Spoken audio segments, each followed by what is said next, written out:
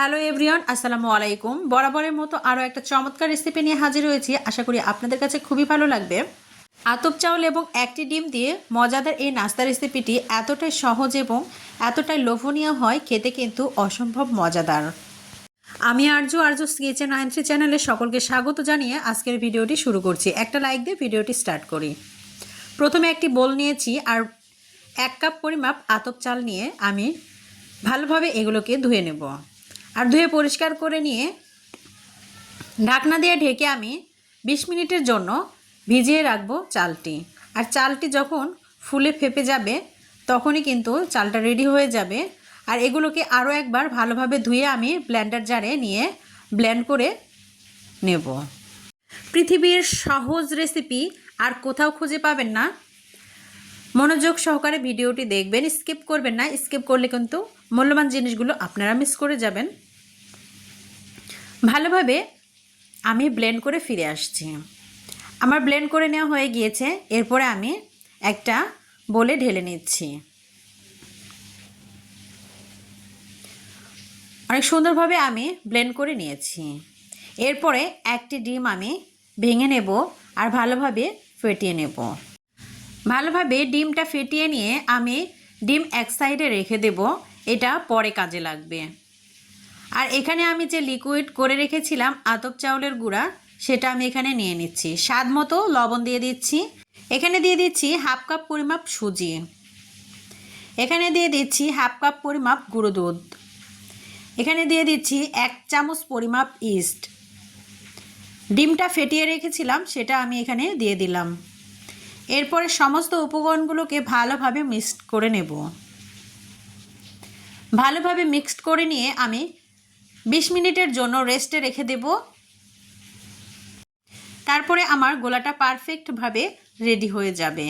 ভালোভাবে একটু মিক্সড করে নিতে হবে যাতে ডিমটা এর ভেতরে ভালোভাবে মিশে যায়। ঢাকনা দিয়ে ঢেকে আমি রেখে দিচ্ছি 20 মিনিটের জন্য। পরে আমি চুলায় একটা ফ্রাই প্যান বসিয়ে সামান্য চিনি দিয়ে একটু পানি দিয়ে ক্যারামেল তৈরি করে নিচ্ছি। ভিডিওর এই পর্যন্ত যারা চলে এসেছেন, একটা লাইক দিতে ভুলে গেছেন, অবশ্যই একটা লাইক দিয়ে পুরো ভিডিওটি স্টার্ট করা অনুরোধ রইল। ভালোভাবে ক্যারামেলটা তৈরি করে নিয়ে আমি ফিরে আসছি। ক্যারামেলটা আমার তৈরি হয়ে গিয়েছে।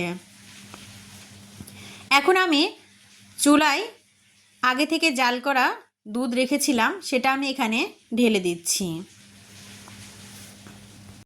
এরপরে আমি এখানে 2টো এলাচ আর 2টো দারুচিনি দিয়ে দিচ্ছি। দিয়ে ভালোভাবে কুক করে এটা আমি এক সাইডে রেখে দেব। এখানে কিন্তু চিনি ব্যবহার করতে হবে, নইলে কিন্তু ভালো লাগবে না। হাফ কাপ পরিমাপ চিনি দিয়েছি। দিয়ে ভালোভাবে নেড়ে চেড়ে একটু বলক তুলে এটা এক সাইডে রেখে দেব।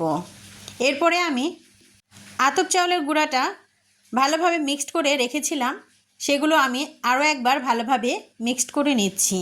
এরপরে যেগুলো উপকরণ লাগছে আমি বলে দিচ্ছি। এই পদ্ধতিতে যদি এই নাস্তাটি তৈরি করেন তাহলে কিন্তু খেতে সুস্বাদু লাগে। এখানে দিয়ে দিলাম এলাচের গুঁড়ো, দিয়েছি হাফ চামচ পরিমাপ। এখানে দিয়ে দেব বেকিং পাউডার হাফ চামচ পরিমাপ। এখানে দিয়ে দিচ্ছি খাবার সোডা 2 চিমটি পরিমাপ। সামান্য ওপরে দুধ দিয়ে ভালোভাবে আমি এগুলোকে একটু মিক্সড করে নিয়ে সমস্ত উপকরণগুলোকে ভালোভাবে মিক্সড করে নিচ্ছি। হুইস্কি দিয়ে ভালোভাবে মিক্সড করে নিতে হবে যাতে দলা দলা ভাব না থাকে। বেকিং পাউডার এখানে আমি হাফ কাপ পরিমাপ দিয়ে দিচ্ছি ময়দা। আর ময়দাটা দেওয়ার কারণ হচ্ছে একটু লিকুইড আমার বেশি পাতলা হয়ে গিয়েছিল, আর সেই কারণে আমি এখানে ময়দা ব্যবহার করেছি। ময়দাটা দেওয়ার পরে আবারও ভালোভাবে নেড়েচেড়ে মিশিয়ে নিচ্ছি। একটু যখন গাঢ় হয়ে আসবে তখনই কিন্তু পারফেক্ট একটা বেটার তৈরি হয়ে যাবে। বেটারটা আমি দেখিয়ে দিচ্ছি কীরকম থিকনেস হবে। ঠিক এরকম হবে, তাহলে কিন্তু ফুলকো এবং নরম তুলতুলে একটি নাস্তা রেসিপি তৈরি হয়ে যাবে। দেখুন বেটারটা ঠিক এরকম হবে। আমার এই ভিডিওটি দেখতে দেখতে একটা লাইক দিতে ভুলে গেছেন, অবশ্যই একটা লাইক দিয়ে পুরো ভিডিওটি দেখে নেবেন। এবং নতুন বন্ধুরা যারা চলে এসেছেন অলরেডি অবশ্যই চ্যানেলটি সাবস্ক্রাইব করে দিয়ে পাশে থাকা বেল নোটিফিকেশন অল করে রাখবেন, তাহলে আমার নিত্য নতুন ইউনিক রেসিপিগুলো পৌঁছে যাবে আপনাদের কাছে। আর আমি 4টা বাটি নিয়েছি ছোট ছোট, আপনারা চাইলে কাপেও এই নাস্তাটি তৈরি করে নিতে পারেন। আমি বাটিতে একটু তেল দিয়ে দিচ্ছি আর দিয়ে ভালোভাবে ব্রাশ করে নেব যাতে নাস্তাটি ভালোভাবে উঠে আসে। আর নাস্তাগুলো আমি স্টিম করে নেব পানিতে, আর সেজন্যই আমি বাটিগুলো ব্যবহার করছি। আমি কিভাবে ব্যবহার করছি আপনারা একটু মনোযোগ সহকারে দেখলেই বুঝে নেবেন। ব্রাশ করে নিচ্ছি ভালোভাবে। ব্রাশ করে নেওয়ার পরে 2 হাতা করে ব্যাটার দিয়ে আমি এগুলোকে পূরণ করে দিচ্ছি। এটা কিন্তু কাপেও ব্যবহার করতে পারেন কিংবা অন্যান্য বাটিতেও কিন্তু করে নিতে পারেন এই রেসিপিটি। আমি দিয়ে দিচ্ছি 2 হাতা করে ব্যাটার। একটু অর্ধেক করে দিতে হবে, কারণ ফুলে ফেপে কিন্তু অনেক বড় বড় পিঠাগুলো তৈরি হয়ে যাবে।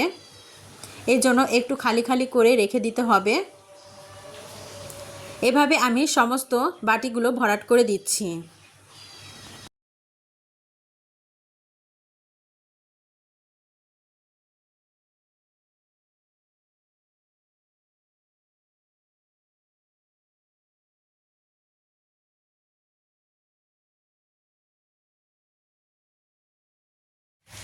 সমস্ত বাটিগুলো আমার ভরাট করে নেওয়া হয়ে গিয়েছে। এখানে আমি স্টিম করে নেওয়ার জন্য রাইস কুকারে একটা পাত্র নিয়েছি ফুটো ফুটো, সেই জায়গায় আমি স্টিম করে নেব। আর সেজন্য আমি এখানে সাজিয়ে নিলাম, নিয়ে আমি রাইস কুকারে এটা বসিয়ে দেব। দিয়ে ভালোভাবে ঢাকনা দিয়ে ঢেকে আমি স্টিম করে নিয়ে ফিরে আসছি। দেখবেন কতটা লোভনীয় এবং কতটা ফুলকো ফুলকো হয়েছে।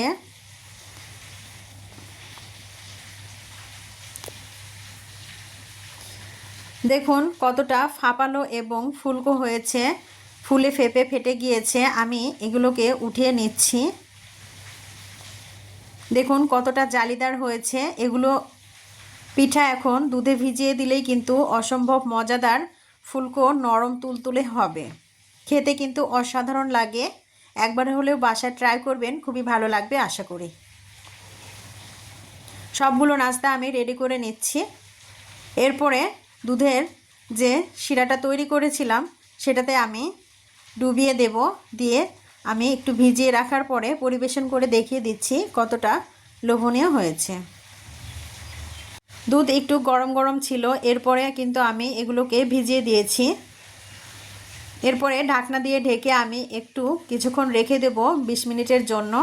এরপরে আমি পরিবেশন করে দেখিয়ে দিচ্ছি কতটা লোভনীয় এবং নরম তুলতুলে এই রেসিপিটি। মুখে দিলে যেন মিলিয়ে যায়, এতটাই মজাদার হয়। বাচ্চারা কিন্তু খুবই পছন্দ করবে, বড়রাও কিন্তু তৃপ্তি সহকারে খেতে পারবে এই রেসিপিটি। একবার হলেও বাসায় ট্রাই করবেন এবং পরিবারকে উপহার দিবেন মজার মজার রেসিপি।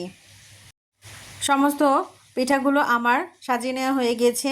এরপরে আমি বাদাম কুচি দিয়ে ডেকোরেশন করে নিচ্ছি। দেখুন কতটা লোভনীয় লাগবে এই রেসিপিটি। দেখতে যতটা সুন্দর হয় খেতেও কিন্তু অনেক মজার হয়। আমি একটা ভেঙেও দেখাবো আপনাদের কতটা ভেতরে নরম তুলতুলে এবং ফাঁপালো হয়ে গিয়েছে। কেমন লাগলো আমার এই রেসিপিটি অবশ্যই কমেন্ট বক্সে জানাতে ভুলবেন না।